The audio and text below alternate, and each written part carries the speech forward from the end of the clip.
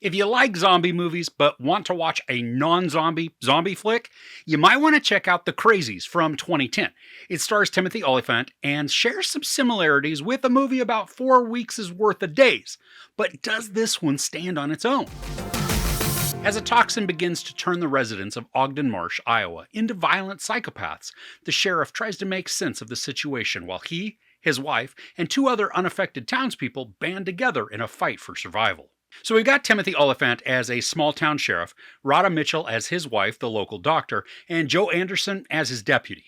The film starts with a tense standoff that's only the precursor to the growing insanity that the townspeople are about to endure. This 2010 film is a remake of a movie by the same name from 1973 that was directed by George A. Romero. For this story, when people become infected, they get all gross looking, with veins popping out and skin just starting to become decrepit.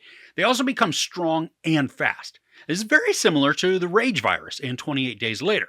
And if this movie wasn't a remake, I'd say that this was taking a lot of cues from Danny Boyle's horror classic. But since there was an earlier version, I can't count this as a fault.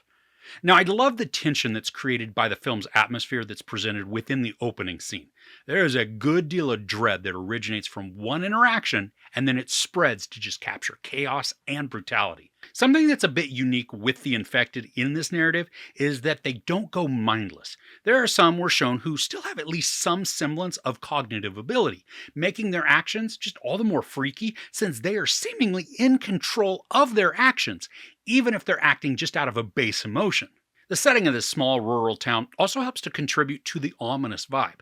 There's a sense of isolation, not quite cut off from the outside world, but small enough and far enough that what's going on is a solitary outbreak that has the potential to be widespread if just one person can escape or the contaminants progress farther than the town's borders.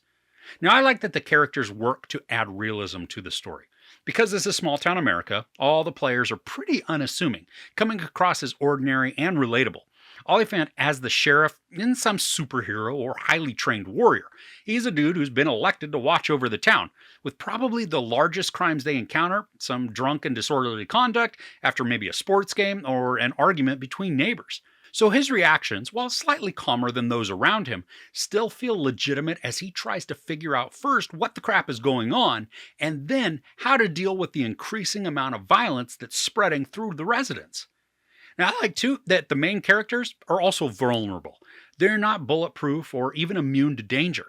And this adds anxiety, fear, and urgency to the storytelling, creating a fast-paced momentum that's exciting and harrowing all at the same time. Something else that helps to add to the anxiety of the story is the moral dilemma the sheriff faces. The people who are being infected are his friends and neighbors, and because he doesn't have a clear idea of what's causing the rage and violence, he's not apt to just unload his weapon on somebody, even if they're actively working to harm him. He's faced with some difficult decisions that create opportunities for emotionally charged exchanges. But within these types of interactions, the behaviors of the infected are inconsistent, just creating gaps in logic. I mean, the uncertainty that's presented, it can be unsettling, but it would be nice to just have some explanation of the rules for the world so that the story can stick to them rather than kind of haphazardly choosing behavioral traits seemingly at random. There's also an arc that involves the government and military. As is probably expected, once the poo hits the fan and things are spiraling out of control, the larger authorities are notified. But like in many instances that involve government intervention, the stakes are raised exponentially, and the typical response is just to wipe something out rather than contain and understand. And because we have real-world examples of similar behaviors, that's a creepy factor to the movie that hits, I think, way too close to home at times. Now, I would consider this more a tense thriller than a horror, but some moments are designed to make us unsettled and jumpy. And sometimes there are actual jump scares, and while I'm not a fan of them, these were somewhat effective in making my butt lift off the seat. Now, I thought that dread and the slow-building nervousness had a greater impact on maintaining the uneasy feeling, just because danger began to lurk around every corner and in every shadow. Even when there are environments that are isolated and empty, they still hold the threat of something bad just rushing out to mess a character up. There's a scene in a car wash that is already intense just well before the characters even get into the car wash. But then the story continues applying pressure on the characters so that they reach breaking points. Now, while the scene was relatively short, it was extreme with a heightened sense of peril. Other moments combine urgency with horrible actions, and these create nail biting sequences just enhanced by looming danger and gruesome violence. Now, there's a scene that focuses on a pitchfork, like it's shown on the movie poster, you know? Well, to watch and hear this industrial metal fork just slowly drag across the floor, it just instantly instills terror with the thought that somebody is going to get all stabby with that tool. Now, several scenes similar to this, they add to the effectiveness of the story.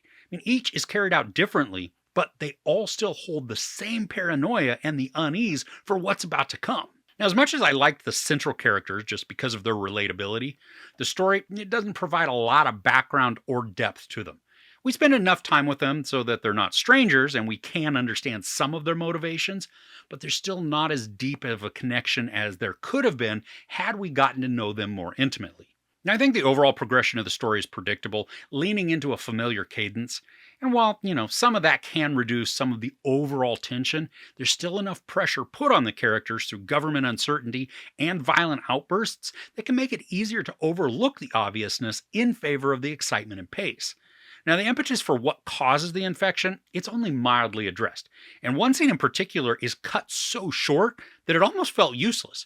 We begin to get information from a knowledgeable character, but their exposition is just cut short. And by this point in the movie, the reasoning, it doesn't matter, so the scene feels like an odd inclusion rather than something that's helping to further the plot along. I read a little about the original version of the Crazies, and to no surprise, Romero, he included some social commentary about the government, even the idea of human experimentation. Now, for this movie, the story hedges towards that just a bit, but it chooses to focus more on the action and violence rather than creating a message that examines the motives of why this virus would be created in the first place and then considered being used by the government. There's also a missed opportunity to critique the government response because we're shown gulag-style roundups of residents that are then placed in containment areas, just where the people are treated like rabid animals rather than citizens in need of medical treatment. There's brief mention of these, but they're not addressed to a degree that would create discussion or even lead towards a societal change. So overall, The Crazies is an engrossing and taut thriller that successfully builds tension and paranoia while pitting relatable characters against an unknown and possibly unstoppable threat. The suspense effectively creates an atmosphere of dread that's propelled along efficiently by driving action and frightful violence.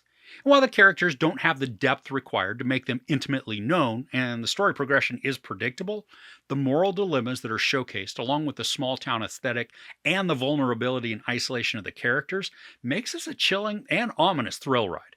There's no sex or nudity, a lot of profanity, and a ton of violence. I give The Crazies 3.5 out of 5 couches. So what's a zombie movie that you really love to watch? Let me know about it in the comments below. If you enjoyed this review, please give it a like. Also, don't forget to share and subscribe. I'm Chris. This is Movies and Munchies. Thanks for couching with me.